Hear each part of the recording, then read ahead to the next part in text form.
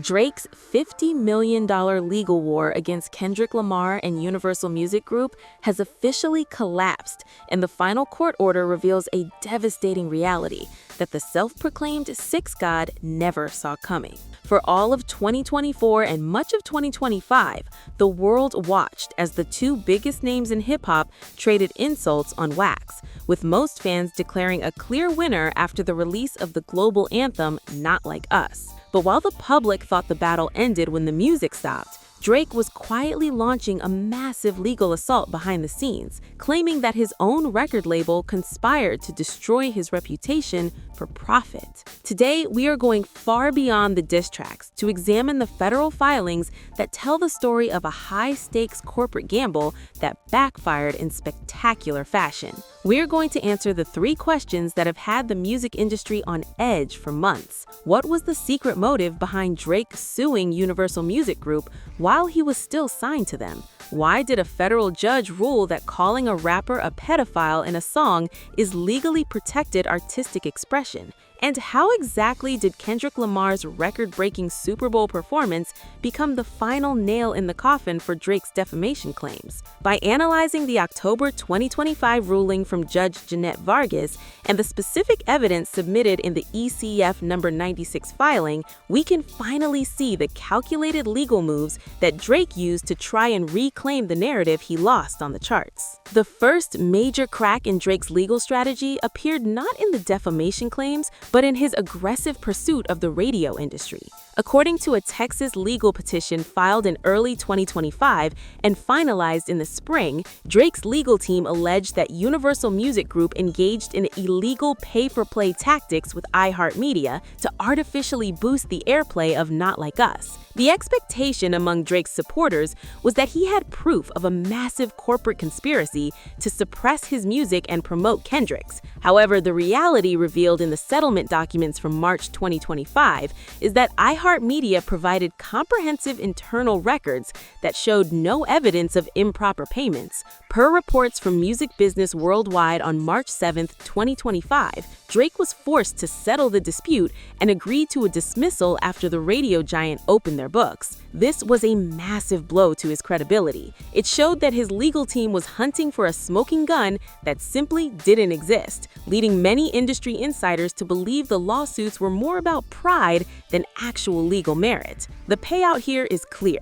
Drake didn't just lose the rap battle, he spent millions of dollars trying to prove the game was rigged, only to have the referees confirm that the win was legitimate. Even more embarrassing for Drake was the statement from iHeartMedia after the settlement. They told the media that no payments were made by either side and that they did nothing wrong, essentially ending the payola narrative before it could even get to a courtroom. The most shocking revelation of the entire case comes from the judge's ruling on the specific accusations Kendrick made in the song Not Like Us. Around the midpoint of this legal saga, we see the moment where the OVO brand took its biggest hit yet. According to the October 9, 2025 opinion from the Southern District of New York, Judge Jeannette Vargas ruled that accusing a rival of being a certified pedophile in the context of a rap beef does not constitute defamation. The expectation was that such a serious, life-altering accusation would be a slam dunk for a slander case. The reality, as written in the court's 38-page order,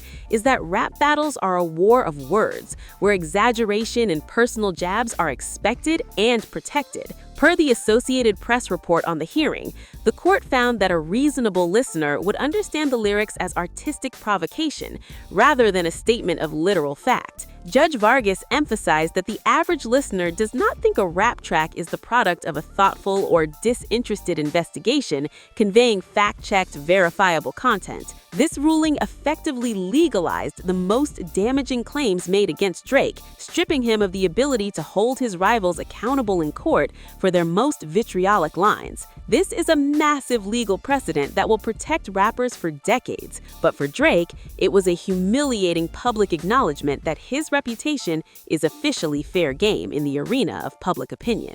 The judge even pointed out that Drake engaged in similar tactics in his own track, Family Matters, where he implied Kendrick was a domestic abuser, essentially telling both rappers that if they choose to enter the ring, they cannot complain about getting hit. The third piece of evidence that Drake's team tried to use involved the actual physical danger he faced at his Toronto home. According to the amended complaint filed in April 2025, Drake's lawyers argued that Kendrick Lamar's use of an aerial photo of Drake's mansion on the Not Like Us cover art directly led to a shooting at the property on May 7, 2024. The expectation was that the court would see this as a direct incitement of violence or an invasion of privacy. However, the reality detailed in the October 2025 legal summaries is that the court found no direct causal link between the song's success and the actions of a third-party shooter. Per the Southern District of New York filings, Judge Vargas noted that the artwork, which featured sex offender markers over Drake's home, was obviously exaggerated and doctored. The court ruled that no reasonable person would view the image and believe that law enforcement had actually designated 13 residents in Drake's home as sex offenders. Furthermore, the court dismissed the harassment claim entirely, noting that New York law does not even allow for a civil lawsuit based on harassment in this context. The payout for the audience is the realization that Drake tried to turn a terrifying real-world event into a legal weapon, only to have the court tell him that the industry isn't responsible for the actions of individuals influenced by art. This part of the ruling was particularly stinging because it dismissed Drake's fear for the safety of his family as a non-legal issue, focusing instead on the First Amendment rights of the creators. The PR strategy Drake used throughout 2025 was a masterclass in deflection and redirection that ultimately failed to stop Kendrick's momentum. Throughout the year, while the lawsuits were winding through the courts, Kendrick Lamar was winning 5 Grammy Awards for Not Like Us and performing for over 133 million people at the Super Bowl halftime show in February 2025. According to analysis from Rolling Stone in late 2025, Drake's legal team actually tried to use these accolades as evidence of reputational harm, arguing that Universal's promotion of Kendrick during these massive events was an intentional act of character assassination. This created a bizarre reality where Drake was essentially suing his label for doing their job and making money. The expectation was that Universal would be forced to settle to keep their biggest star happy. The reality is that Universal fought back with elite attorneys who argued that the suit was an affront to all artists. In a statement provided to Variety on October 9, 2025, UMG said the case never should have seen the light of day. They argued that Drake's contract didn't give him a veto over who else the label promoted. Per the court's final order, the label's duty was to the shareholders and the art, not to the ego of a single performer. This corporate pushback signaled a major shift in the industry, showing that even the biggest stars are not bigger than the machine that builds them. We also have to look at the Fighting Irish freestyle that Drake released in late 2025 as his musical response to the legal setbacks. While the lyrics suggested he was still in the fight, his actions in the courtroom told a different story. Per the New York Times on December 15, 2025, Drake's legal team has officially signaled their intent to appeal the dismissal, but industry experts are skeptical. The reality is that the suicide mission of suing his own label has reached a dead end. Sources close to the OVO camp suggest that the focus is now shifting towards a massive 2026 comeback tour to recoup the millions lost in legal fees and brand value. The expectation was a long, drawn-out trial that would expose the industry secrets. The reality is that the industry secret is simple. They prioritize the person who is currently winning. Kendrick Lamar ended 2025 as the undisputed king of the genre, with his Super Bowl performance being cited in the court order as proof of the song's cultural rather than literal impact. The courts have officially cleared the path for Kendrick to keep his crown without fear of a lawsuit, leaving Drake to rebuild his image from the ground up. The legal battle also touched on the technical side of streaming, which provides a deep dive into how modern hits are made. Drake's team alleged in the November 2024 filing that UMG and Spotify conspired to use bots to inflate the stream counts on Not Like Us. The expectation was that Drake had data scientists who could prove a massive surge of fake accounts. However, the reality detailed in the October 9, 2025 ruling is that the court found Drake's evidence to be based on nothing more than tweets and anonymous online commentary. Judge Vargas wrote that a small sample of users' experiences communicated through social media fails to establish a plausible inference of streaming manipulation. This payout reveals a major weakness in Drake's legal team. They were trying to use internet rumors as federal evidence. When the judge demanded hard data, the OVO side had nothing to show. This part of the case was particularly damaging to Drake's intellectual brand, as it made his legal team look like they were scrolling through gossip threads instead of conducting a professional investigation. Another fascinating detail from the court's 38-page opinion involves the concept of the forum. Judge Vargas explained that statements made on a news program are perceived as factual, but statements made on an internet comment page or in a rap song are perceived as opinion. The reality is that by choosing to engage in a rap battle, Drake legally consented to a certain level of verbal abuse. The court held that diss tracks are much more akin to forums like YouTube and X, which encourage a freewheeling, anything-goes style. The expectation was that a judge would treat these lyrics like a news broadcast,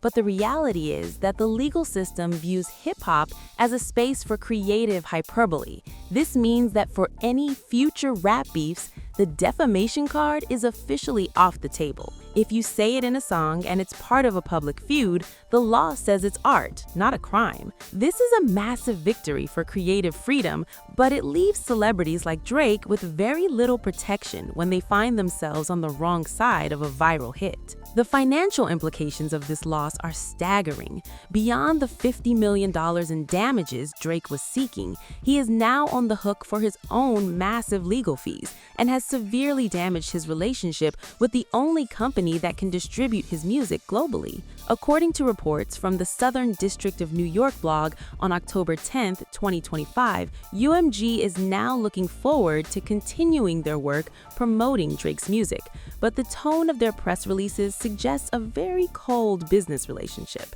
The expectation was that Drake's power would force UMG to apologize. The reality is that UMG basically told Drake to get back to work. This payout highlights the shift in power within the music industry. In the streaming era, the catalog is king.